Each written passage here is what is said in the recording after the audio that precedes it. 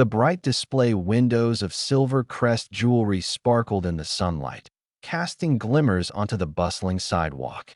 Emily Hart, an elderly woman in her late 70s, hesitated at the entrance. Her worn-out scarf, hand-knitted decades ago, fluttered gently in the breeze, making her stand out among the well-dressed crowd. She took a deep breath and pushed open the heavy glass door. A soft chime echoed through the store as she entered. Inside, luxury radiated from every corner. Polished marble floors, glass display cases gleaming under warm golden lights, and employees in immaculate uniforms chatting quietly behind the counters. Yet, as Emily stepped inside, the atmosphere shifted. A few staff members exchanged sly glances, one of them stifling a smirk. "Good morning," Emily greeted politely, her voice soft but hopeful. "I'd like to see the silver necklace in the display, over there, with the sapphire." A young sales associate, Megan, glanced Emily up and down with a cold, calculating gaze before scoffing lightly. "That piece? It's quite expensive," she said, her tone dripping with condescension that Emily's cheeks flushed. "I know. I've been saving for it. It's for my granddaughter's wedding." Megan didn't hide her disbelief. "Are you sure? Maybe I can show you something a bit more affordable." Emily clutched her old leather purse tighter. "I have the money. Please, I'd just like to see it." Megan hesitated before turning to the store manager, Mr. Collins, who stood stiffly nearby in a tailored black suit.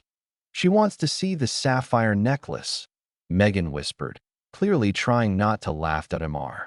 Collins walked over, his eyes barely landing on Emily before he dismissed her with a short wave of his hand. "That's a display piece. Not for sale," he said curtly. "But," Emily began, but he cut her off.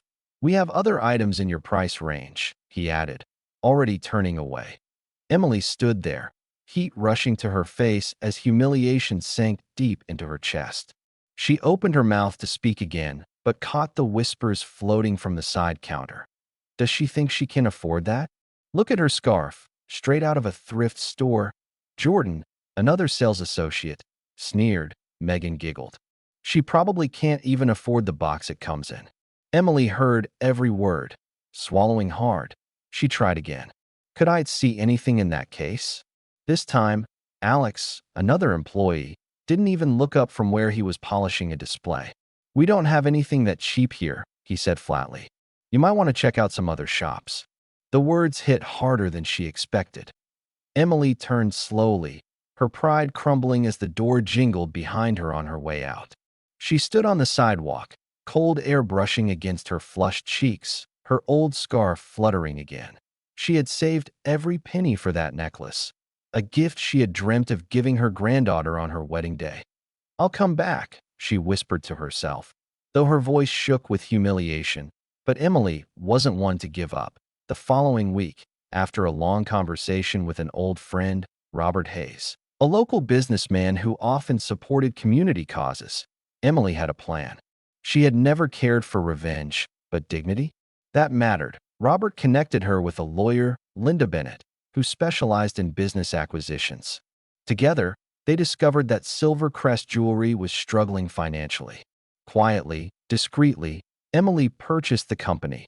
She didn't want an announcement. Not yet. The next time Emily walked into the store, it was the same routine, the same judgmental stares. Megan rolled her eyes as Emily approached the counter again. "Back again?" Megan muttered under her breath. Emily simply smiled, but inside, she held her composure like steel. "Could I see the sapphire necklace, please?" Megan shot Jordan a look, clearly amused, before sighing. "Sure, if you're still dreaming about it." Emily didn't flinch this time. She waited, watching as they half-heartedly pulled out a cheaper chain instead. "Not that one," Emily said calmly. "The one I asked for." Mr. Collins stepped out again, his irritation obvious. "Ma'am, this is not a store for window shopping. We don't have time for games." Emily smiled. "Good," she replied, reaching into her handbag and pulling out a folder of official documents. "Because I'm not playing games." She laid the paperwork on the glass counter. "As of today, I own Silvercrest Jewelry." Silence.it was the kind of silence that makes the air heavy. Mr. Collins stuttered. That's impossible. Emily's lawyer, Linda, stepped forward. It's very possible. All legal. The paperwork is here. Megan's jaw dropped. Jordan turned pale. Consider this your last day, Emily said coolly, looking straight at Megan and Jordan. I heard every word the last time I was here. And Mr. Collins, you're fired too. The stunned employees stood frozen as customers, who had quietly gathered around during the commotion, began whispering. Emily took a deep breath, feeling the humiliation of that first visit dissolve into the air. Turning to the remaining staff, she added, "This place is going to change. No more judging people based on appearances. No more dismissive attitudes. From now on, this is a place where kindness is as valuable as any diamond." In the weeks that followed, Emily led the transformation of Silvercrest Jewelry. She rehired, retrained, and restructured. She hired Sarah, a young woman passionate about customer service, and Carlos, who had years of experience but had been overlooked by larger chains. Under Emily's guidance, the store developed a new motto: every customer matters. She introduced affordable jewelry lines alongside the high-end pieces, ensuring there was something for everyone, without judgment. But the biggest change was the atmosphere. Emily made it clear, no one would ever be dismissed based on how they looked. And the community noticed. One day, a young mother entered the store with her son, her clothes modest, clearly hesitant. Sarah greeted her with a warm smile. "Looking for something special today?" The woman hesitated. "I don't have much, but my son's birthday is coming up." Sarah guided her to a new section Emily had designed. Gifts from the heart, affordable but meaningful pieces. The mother left with a bracelet for her son, a bright smile lighting up her face. Emily, watching from her office window, smiled too. The store's reputation spread quickly. Soon, local media caught wind of the story. A humble woman who had been humiliated, only to come back and buy the very store that disrespected her. But Emily wasn't seeking fame. In an interview, she simply said, "I didn't buy this store to prove a point. I did it to show that kindness costs nothing, but it can be worth everything." The public loved it. The store became more than just a jewelry shop. It became a symbol of respect and fairness. And Emily?